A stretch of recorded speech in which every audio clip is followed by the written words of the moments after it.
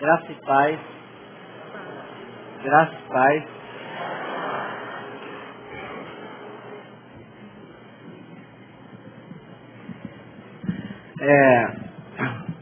Em nome do nosso Senhor Jesus Cristo, vamos abrir as nossas Bíblias a passos lentos, que nós estamos estudando o chamado Cântico dos Degraus. Vamos fazer a leitura do Salmo 126.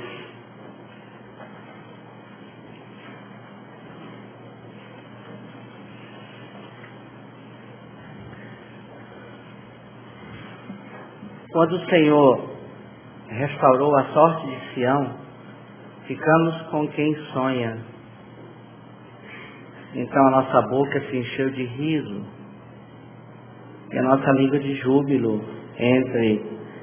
Então entre as nações se dizia: grandes coisas o Senhor tem feito por eles. Com efeito, grandes coisas fez o Senhor por nós. Por isso estamos alegres. Restaura, Senhor, a nossa sorte como as torrentes do Negueb. Os que com lágrimas semeiam, com júbilo ceifarão. Quem sai andando e chorando enquanto se semeia, voltará com júbilo trazendo seus feixes. Amém? Vamos orar? Pai, é a Tua palavra. Te pedimos para que o Espírito Santo ministre essa palavra no nosso coração, trazendo luz, trazendo mais conhecimento da pessoa de Jesus. Edifica cada um e que Cristo seja glorificado nesta noite. Em nome de Jesus que nós oramos. Amém. Então, nós chegamos aqui a esse Salmo 126. Temos estudado já o 120, 121, 122, 123, 124, 125. Ele é chamado Cântico dos Degraus, porque, segundo a tradição, os israelitas saíam de muito longe rumo a Jerusalém. Enquanto eles caminhavam, eles cantavam estes salmos. E aí, por que Cântico dos Degraus? Também mostrando a evolução, a aproximação. E à luz da palavra de Deus e à luz da revelação destes salmos, mostra o que significa crescer. Sendo que eles saíram de longe para Jerusalém, porque lá em Jerusalém Deus estava. Então o nosso crescimento também está relacionado a isto. Irmos aonde o Senhor está. Mas não mais agora numa Jerusalém terrena, mas uma Jerusalém celestial. E se você descobrir que Cristo está no seu espírito, é para lá que você deve caminhar. Devemos sair da periferia e sair da alma, uma viagem da alma para o espírito, porque no nosso espírito Deus está habitando. É para lá que nós vamos, é para lá que cada um deve se aproximar da presença dEle. Ele já está, mas nós precisamos conhecê-lo, e por este conhecimento seremos totalmente transformados. Esse salmo, então, 126, ele fala da alegria. Interessante que aparecem 5 vezes nessa forma: a boca se encheu de riso, a nossa língua de júbilo, por isso estamos alegres, e com lágrimas semeiam, com júbilo ceifarão, e depois voltarão com júbilo. São 5 vezes. É uma mesma palavra no original. para falar da alegria. Esse é o tema deste salmo. É a alegria daqueles que retornaram do cativeiro. Mas eu quero fazer somente uma retrospectiva daquilo que nós vimos até aqui. Por exemplo, no Salmo 120, ele nos ensina que nós não devemos olhar para nós mesmos, nessa expressão, na minha angústia, e a razão da angústia, gente, que aí diz, livra-me dos lábios mentirosos, da língua enganadora. Então, o Salmo 120 nos ensina a tirarmos os olhos de nós mesmos, das pessoas e das circunstâncias. Difícil, não é verdade? E aí nós vamos observar o crescimento, a evolução disto, revelado aqui neste salmo. Por exemplo, no 121, este Filho de Deus, esta alma, já começou a buscar Deus olhando para cima. Então, ele agora começou a olhar para o céu. Não é ideal ainda. Não é um ponto ainda bom. Eleva os meus olhos para o monte. Ele está procurando Deus na criação. Mas Deus se revelou na criação. Mas Ele está acima da criação. Então, ele para de olhar para si, para as pessoas.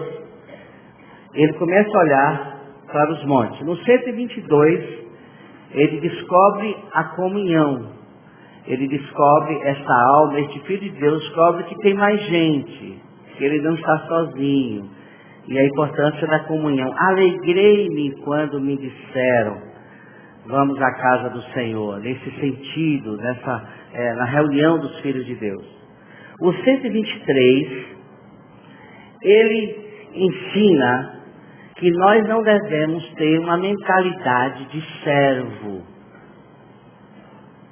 Também, a ti que habitas nos céus, como ele está crescendo.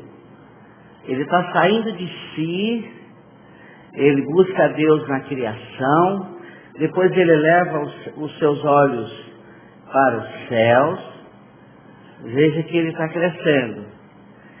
E nesse salmo, esse salmo nos ensina que, como filhos, devemos ter mentalidade de filhos e não mentalidade de servo, nessa expressão assim, olha, como os olhos das servas estão fitos nas mãos dos seus senhores, e os olhos da serva na mão de sua senhora, assim os nossos olhos estão fitos no Senhor. Então, veja que houve um crescimento.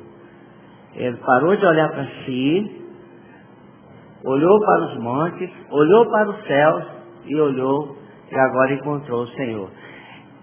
Isto significa crescer. Crescer você, descobrir a pessoa do Senhor Jesus Cristo vivendo, habitando aí no seu espírito. É tocar na presença dele, olhar para ele, entendemos a mentalidade, como ele faz essa analogia de servos e servas, mostrando que eles estavam sempre esperando uma ordem, ou até mesmo um benefício. Então Deus precisa tirar os nossos olhos dessa mentalidade do serviço, e essa mentalidade também do benefício. É o Deus que faz tudo por nós, isso é verdade, mas muito mais no campo da prosperidade. Mas olharmos para a pessoa dele, olharmos para Jesus Cristo, descobrimos a presença dele no nosso interior. O 124, ele fala, nos alerta contra os três inimigos do cristianismo. Nós vamos ver que a Bíblia é cheia de figuras, é uma riqueza muito grande. E essas figuras mostram realidades espirituais. E ele está mostrando, quando fala assim, se não fosse o Senhor que esteve ao nosso lado, quando os homens se levantaram contra nós, nos teriam engolidos vivos. O que é isto? A fúria. Aí tem a expressão águas impetuosas. é o movimento da humanidade. Nós temos, o cristianismo sempre teve inimigos externos. A ira dos homens, a fúria das nações. E também os dois inimigos dentro do cristianismo, na figura de serpente, na figura de leão. O leão vem, ele vem sorridente, ele vem pela frente, ele é seu amigo, ele te elogia. A serpente vem, ataca por trás, é traiçoeira, é crítica, é mordaz. Então vem para picar e jogar o veneno na sua veia e para enfraquecer. Então nós vamos encontrar dentro do cristianismo os dois inimigos. Eles podem estar sentados ao seu lado. É um que vem com um sorriso. Então nós precisamos estar atentos a isso. Então o Salmo 124 nos alerta. Precisamos ter cuidado com os inimigos dentro e fora do cristianismo. O 125 nos ensina a permanecer no Senhor. São uma figura linda, muito rica. Eu creio que quando Deus criou a terra, eu não sei se esse monte Sião surgiu depois, mas eu entendo que desde quando foi criado está ali. E o Senhor faz uma analogia, mostrando assim, os que confiam no Senhor são como, há uma semelhança. Interessante que o monte nunca foi deslocado, está ali. Tempestades, ventos, a fúria da natureza, não moveu, não remove. Então essa é uma figura muito linda para mostrar que os que confiam devem permanecer fixos, porque nós estamos vendo correntes a cada instante, modas doutrinárias, e vem tantas coisas, tantos ventos neste mundo soprando, e os que confiam no Senhor devem ser como o monte Sião. Sião é a mesma expressão para a casa de Deus, ou então para Jerusalém, porque Jerusalém foi construída sobre dois montes, o Moriá e o Monte Sião. O Monte Moriá, onde Cristo foi crucificado, e o Monte Sião, onde a casa de Davi, o governo. Então, são riquezas que a Bíblia mostra, para mostrar aonde estamos sedimentados, aonde estamos fundamentados, na cruz e no governo do nosso Senhor Jesus Cristo. Por isso que aqueles que confiam são como o Monte Sião, não se abala. E nós nos abalamos. E nós ficamos assustados, deprimidos, angustiados. O mundo está naquele movimento louco. E aí você fica angustiado. Mas aí a Bíblia faz essa comparação. São como o Monte Sião fixo, tem um olhar de águia, um olhar penetrante, está ali fixo, permanecer no Senhor.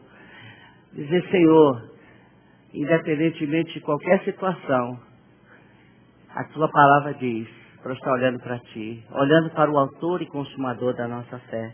Então, eles mostram o crescimento. Devemos deixar de olhar para nós mesmos, para as pessoas, para as circunstâncias. Olharmos para o Senhor. É lá o lugar mais seguro. É o lugar onde Ele está. E permanecer. Então aqui até o 125, então mostra esse ciclo deste conjunto destes salmos. E agora no 126 também tem algo interessante para nos dizer. Quando o Senhor restaurou a sorte de Sião, ficamos com quem sonha. Então a nossa boca se encheu de riso e a nossa língua de júbilo. Então, entre as nações se dizia, grandes coisas o Senhor tem feito por eles. Foi feito grandes coisas, fez o Senhor por nós. Por isso estamos alegres. Do versículo 1 ao versículo 3, está falando da libertação do homem. Agora, qual é a conexão, qual é a relação que podemos fazer à luz do Novo Testamento com este salmo, sabendo que aqui Deus falou ao povo de Israel, mas também está falando para cada um de nós. Qual a relação que nós podemos fazer deste salmo com a nossa experiência, com a sua, com a minha, com a nossa experiência? Vamos ver um texto, podemos ver um texto que está em Lucas.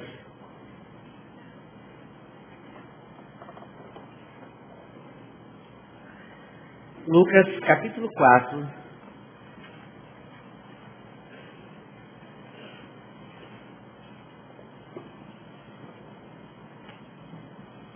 Versículo 18. O Espírito do Senhor está sobre mim, pelo que me ungiu para evangelizar os pobres, enviou-me para proclamar libertação aos cativos e restauração da vista aos cegos, para pôr em liberdade os oprimidos. Qual é a conexão?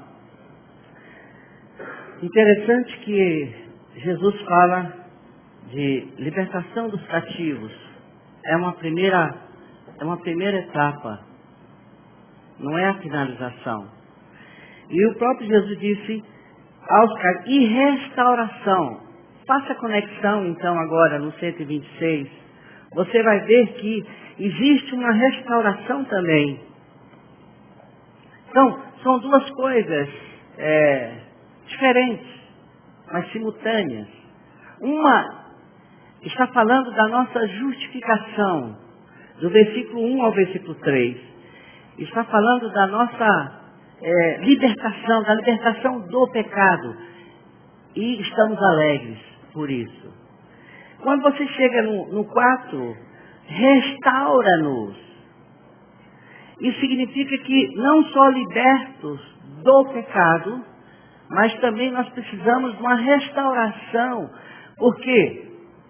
O nosso espírito estava afastado de Deus, cativo pela morte. Todos nós nascemos assim. O Espírito recebe vida. O Espírito recebe o toque de vida de Cristo. A vida espiritual. A nossa alma, então, agora recebe luz da revelação vinda dada pelo Espírito Santo no nosso espírito. E ela precisa ser restaurada. Por causa do pecado, a nossa alma ela está em certo sentido, em desordem. Então, um caos. Então, quando você experimenta a graça de Deus, quando Deus, por sua infinita misericórdia, restaura o espírito, regenera o espírito, com uma obra morosa, paulatina, dia a dia, Ele vai estar restaurando a nossa alma, levando a nossa alma à conformidade com a sua vontade. Então, queridos, do versículo 1 ao versículo 6, está falando da nossa libertação, a libertação do pecado. Por quê? Porque o cativeiro, o estar preso, isso aí é um assunto universal, não é só um assunto para o povo de Israel. Mas é um assunto nosso. Qual é a relação? É um tipo. Porque nós temos a realidade hoje. O Senhor veio. Nós temos a nossa libertação no Senhor. Então todos nós nascemos cativos, nascemos presos por causa do pecado. E quando nós ganhamos essa libertação do pecado, nós ficamos alegres. Há uma alegria. Mas nós somos muitas vezes tristes por isso. Agora, interessante a outra situação. Restaura-nos, versículo 4. Restaura, Senhor, a nossa sorte. Como as torrentes do Neguebe. Interessante que quando estávamos cativos, fomos libertos ou justificados. Isso significa libertação, é justificação. Morrer para o pecado. nós ficamos felizes. Devemos ficar felizes. Mas quando acontece a restauração, há uma plenitude de alegria. Por que isso? Porque Deus vai estar recuperando aquela alegria que nós perdemos. Aquela plenitude. Veja só, restaura. Porque uma coisa hoje, nós fomos libertos ontem. Mas hoje, nós estamos sendo restaurados. O velho homem foi crucificado. Que alegria no dia que Deus revelou isso no seu coração. Que você morreu. Que o velho homem foi colocado na cruz. É uma alegria muito grande. Mas não existe plenitude de alegria. Você está alegre. Ela vai estar acontecendo. Porque a restauração está acontecendo. Quanto mais, eu diria, próximo dessa revelação de Cristo, da pessoa de Cristo, mais gozo, mais alegria.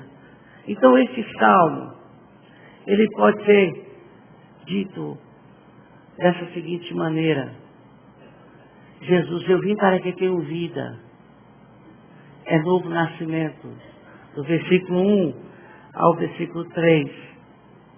E do versículo 4. E vim para que tenham vida em abundância. Uma coisa é linda receber Cristo. É maravilhoso ter a vida nova. Isso deve encher a nossa boca de riso. Mas as riquezas de Cristo, a pessoa dele, vem a plenitude de alegria. É uma figura muito linda que é usada. Restaura, Senhor, a nossa sorte, como as torrentes do Negueb.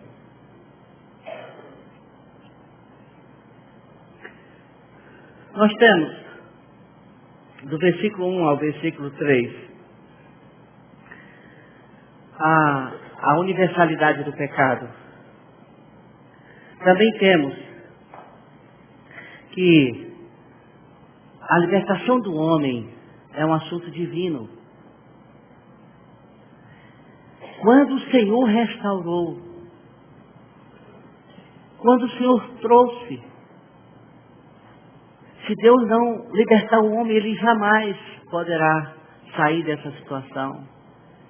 Então, este salmo nos ensina que o assunto da salvação é dele. É ele. E tem mais ainda. Quando o Senhor restaurou, mostrando também que a salvação é um assunto divino e é pela graça. Nós estamos sempre atrasados. Porque, desde o tempo do verbo, restaurou. Você pode até estudar esse texto em conexão com o título. A graça se manifestou, está no passado, salvador a todos os homens. A graça se manifestou, libertadora a todos os homens. É um fato. É um ato. Mas logo em seguida você encontra um processo, educando-nos. E aqui você encontra também um processo da restauração. Então, queridos, a obra de Deus é linda. Ele não deixa ninguém no meio do caminho. Há uma alegria no coração daquele que foi liberto do pecado. Mas deve haver uma plenitude da alegria daquele que descobriu a pessoa do Senhor Jesus Cristo. Vocês entendem isso? São duas coisas lindas. É possível alguém ficar só alegre pela libertação do pecado? Não sei. Se contentar que foi salvo do pecado, que foi crucificado com Cristo. É maravilhoso isso. Você deve ficar alegre, sim. Mas há uma plenitude de alegria. Que plenitude é esta? É a descoberta da pessoa de Cristo no nosso íntimo.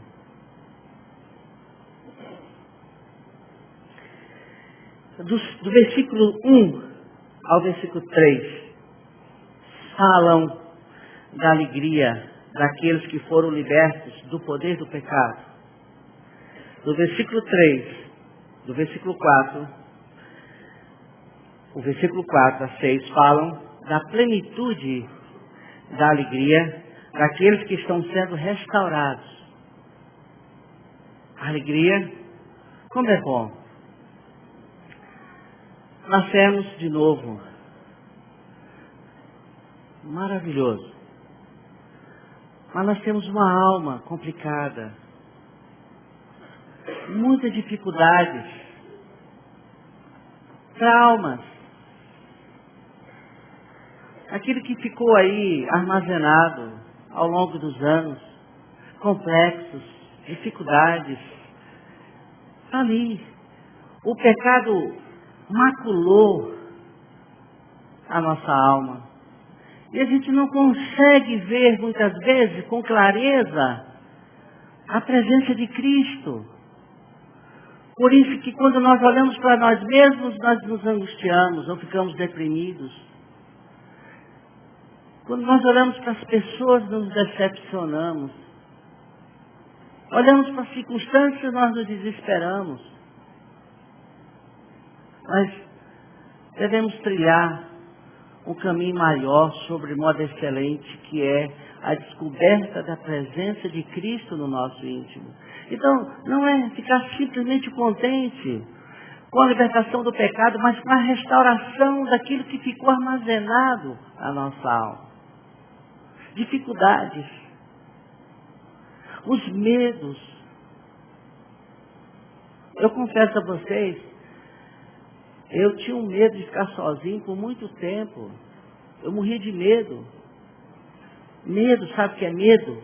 Não dá para explicar. Nascido de novo, ter medo.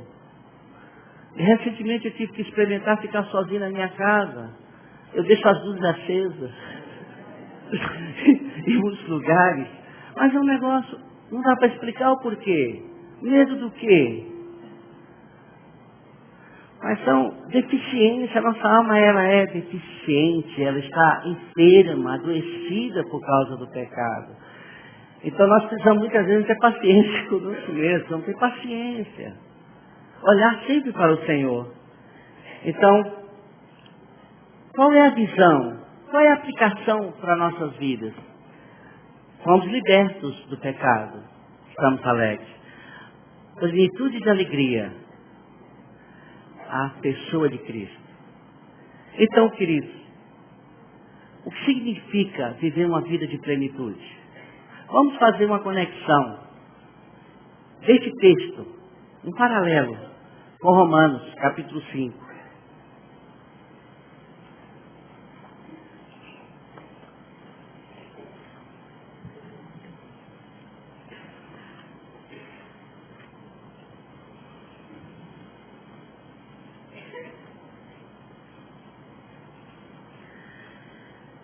Um escritor sugeriu que o título desse salmo deveria ser Paz e Plenitude. Outro sugeriu Vida e Plenitude. Se você fizer essa conexão, no capítulo 5, você vai ver que o 126, o salmo, está falando da nossa justificação, libertos. Deus nos tirou do cativeiro. Temos paz. Versículo 1 do capítulo 5 de Romanos. Justificados, pois, mediante a fé, temos paz com Deus por intermédio de nosso Senhor Jesus Cristo. Aquele que foi liberto tem paz. Paz de espírito. O que é paz? Não é ausência de problemas. É um estado de espírito.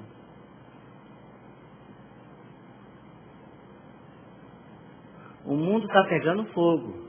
Você pode até ajudar a apagar um incêndio. Mas há uma paz, há uma coisa perene. Isso é revelado até num semblante. A paz de espírito não é indiferença, mas uma convicção que Deus está no controle. É um estado de espírito. Os que confiam no Senhor são como o Monte Sião. Tem paz, não se abala.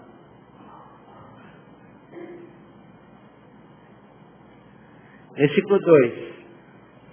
Por intermédio de quem obtivemos igualmente acesso, pela fé, a esta graça na qual estamos firmes e gloriamo-nos na esperança da glória de Deus. Olha só, a presença da glória de Deus. Quem é a glória de Deus? Cristo. Temos paz pela obra realizada no Calvário. Temos a paz por intermédio do Senhor Jesus Cristo. Mas muito mais agora, nós temos a glória. Que glória é esta? É Cristo. A pessoa dele. A gloriosa pessoa. Mas observe, no versículo 3 e versículo 4. E não somente isto, mas também nos gloriamos nas próprias tribulações, sabendo que a tribulação produz perseverança, e a perseverança, experiência, e a experiência, esperança. O que o Salmo 126 tem a ver com essa passagem? Se você olhar direitinho, no 126, você vai ver o que com lágrimas semeiam.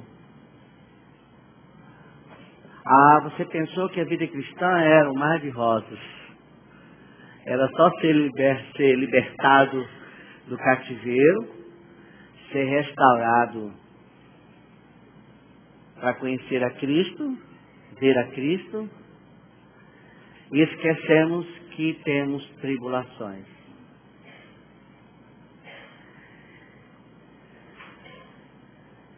Alguém disse que se Deus tirasse as nossas tribulações, nós ficaríamos embrutecidos. Como é boa aquela sacudida, aquele cutucão, aquela cotovelada, entre aspas, não físico, viu? Faz parte. Tribulação. E este que semeia, este que sai andando e chorando, essa semente, aqui está o princípio da cruz na nossa vida. Como é que você é restaurado? Pela cruz. Fomos libertos do pecado na cruz do nosso Senhor Jesus Cristo. Estamos sendo restaurados à imagem dele. Mas qual é o princípio que está por trás? Qual é a força? Qual é a energia que está por trás da libertação e dessa conformação com Jesus Cristo? Levando sempre o morrer do Senhor Jesus. Essa chorando, dores de parto, aquilo que dói, aquilo que Deus quer cortar e que você não quer, aquela história. Deus não queria matar, nunca quis matar Isaac, mas matar Abraão. O problema está aqui. Ele era um filho de Deus, sim, mas tinha uma doença, possessividade, sentimento de posse. Ah, nasce de novo tem isso? Tem. Nasce de novo está aí com sentimento de posse das coisas. Orgulho, soberba. E Deus tem que cortar, e às vezes ele puxa o tapete e a pessoa não entende o porquê. É tratamento. A restauração é um processo. É como um casamento. O casamento se dá num ato e depois seguido de um processo. Ali que a coisa complica. É muito bonito. É muito festivo. Mas no dia a dia, e que você tem que estar convivendo, comendo sal junto, você vai ver. Então, queridos, ser um cristão, ser alegre, mas saber também que passa por tribulações. Eu não sei, profeta de botequim de esquina que eu sou, mas eu entendo que nós estamos sendo afunilados.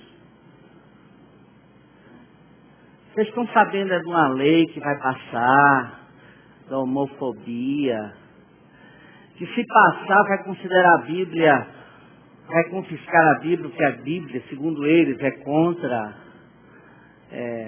o homossexualismo, ou homossexual, sei lá o quê. Então essa coisa está funilando. Mas os que confiam no Senhor são como o Monte Sião. Não se abala. Quem vai nos remover? Só Deus. Então, justificados, restaurada a glória, tribulação, versículo 5 do Romanos, versículo 5 agora. Ora, a esperança não confunde, porque o amor de Deus é derramado em nosso coração pelo Espírito Santo que nos foi outorgado. Restaura, Senhor, a nossa sorte como as torrentes do Negueb. Plenitude. Mas logo depois do processo, logo depois da tribulação. A tribulação serve para peneirar. A angústia. Tem gente que desiste no meio do caminho. Tem gente que não aceita o tratamento. Não aceita o quebrantamento de Deus. Então, como que nós podemos ver o Salmo 126? Vida e vida em abundância. Eu vim para que tenham vida e a tenham em abundância. Que vida abundante é essa? 3 carros na garagem? Não, isso é a teologia moderna da prosperidade. Você pode até ter, ninguém é contra. Mas colocar isso como prosperidade diante de Deus, não é que é de catibiriba. A prosperidade é conhecer a Cristo. Independentemente do lugar onde você esteja. Até se tiver a riqueza de Cristo na favela. Morar num lugar bem ruim, difícil. Mas aonde Cristo vive, é céu na terra. Não tenha medo. Mas eu gostaria de falar um pouquinho mais deste salmo, porque o tema dele é alegria. E a plenitude de alegria. Vamos pegar um salmo 16. Salmo 16.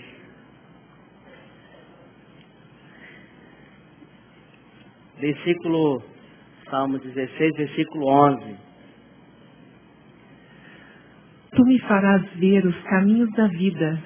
Na tua presença, a plenitude de alegria. Na tua destra, delícias perpetuamente. Por que nós não vemos isto? Porque nós somos cegos. Nós precisamos de visão, porque foi isso que Jesus veio fazer.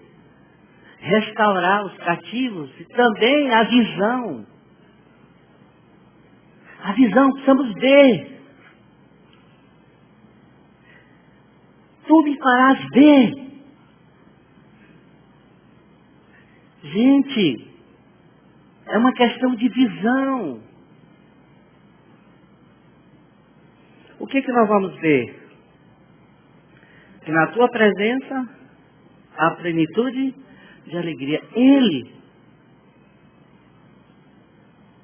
Viver nessa atmosfera amorosa, nessa atmosfera da alegria, na presença dele. Não é tristeza. E como é que nós vivemos? A cara fechada. Nós não celebramos a vida. E até nós celebramos, tem motivos de alegria que não alegram o coração de Deus. Não estou falando de alegria mundana, estou falando até de uma alegria espiritual que não alegra a Deus. Ah, existe uma alegria espiritual que não alegra a Deus? Que não alegra a Deus? Eu vi esse texto hoje na palavra de Deus. Vamos lá. Lucas.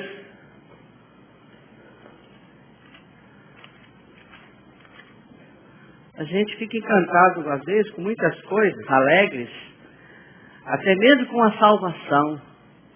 Mas a nossa alegria é por causa do Senhor. Amém. Agora vamos ver, Lucas 10,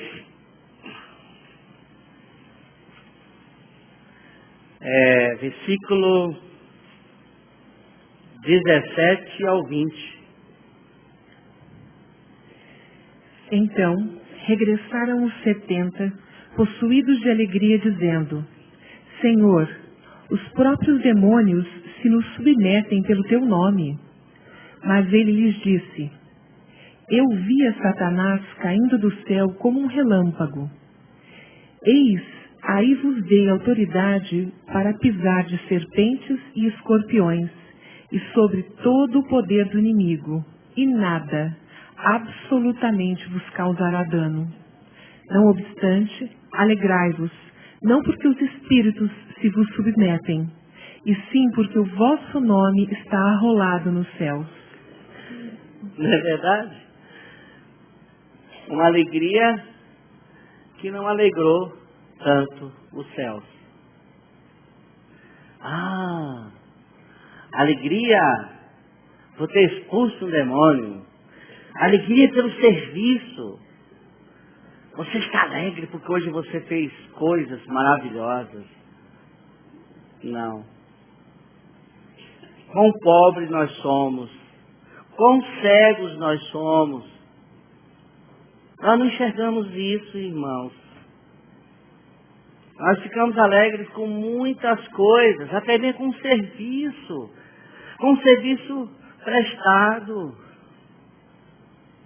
O ministério. Olha, quanta coisa eu realizei. Você chega cheio lá, aí você recebe um balde de água fria. Porque a nossa motivação está errada. O nosso serviço, a motivação é coisas. Por isso que ele diz, olha, estão alegres, não é verdade? Porque os demônios submetem ao meu nome, mas a alegria de vocês deve ser porque o nome de vocês estão aí arrolado no céu. Qual é a sua alegria? Porque você realizou um grande feito para Deus? A nossa alegria, queridos, deve ser porque o nosso nome, e aqui subentende que a nossa alegria é por estarmos em Cristo. Não por estarmos realizando coisas maravilhosas, mas por estarmos nele. Alegria. Mas vamos olhar uma outra situação de ausência. Aqui é presença de feitos. De um lado, realizações. Do outro, escassez. De que maneira nós devemos agir? Abacuque, todo mundo já conhece de cor e salteado esse texto. Vale a pena lê-lo.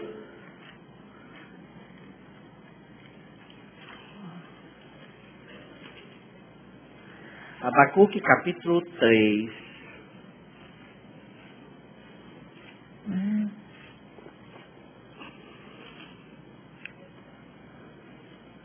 Podemos ler o versículo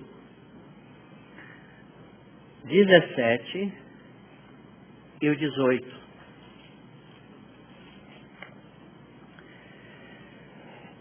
Ainda que a figueira não floresça nem haja fruto na vide, o produto da oliveira minta, e os campos não produzam mantimento, as ovelhas sejam arrebatadas do aprisco, e nos currais não haja gado, todavia eu me alegro no Senhor, exulto no Deus da minha salvação. Lá eles estavam tomados. Lá eles estavam possuídos. Eu não sei se seria a mesma coisa, seria bom investigar. Possuídos ou plenitude? Eu entendo que plenitude é algo divino.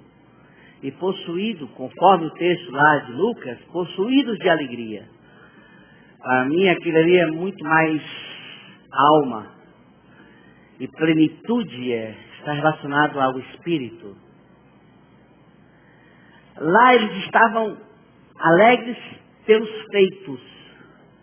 Esta alma se alegrou na ausência de tudo.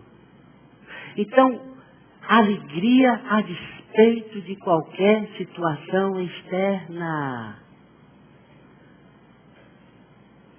Ainda que a figueira não floresça, ainda que a oliveira minta, ainda que, todavia, eu me alegro no Senhor. Gente querida desse Brasil varonil. Alegria é uma pessoa. Não estou dizendo esse sorriso, de repente você pode mostrar seus dentes brancos. Não é alegria que estamos falando depois de uma bebida, mas de um gozo interno.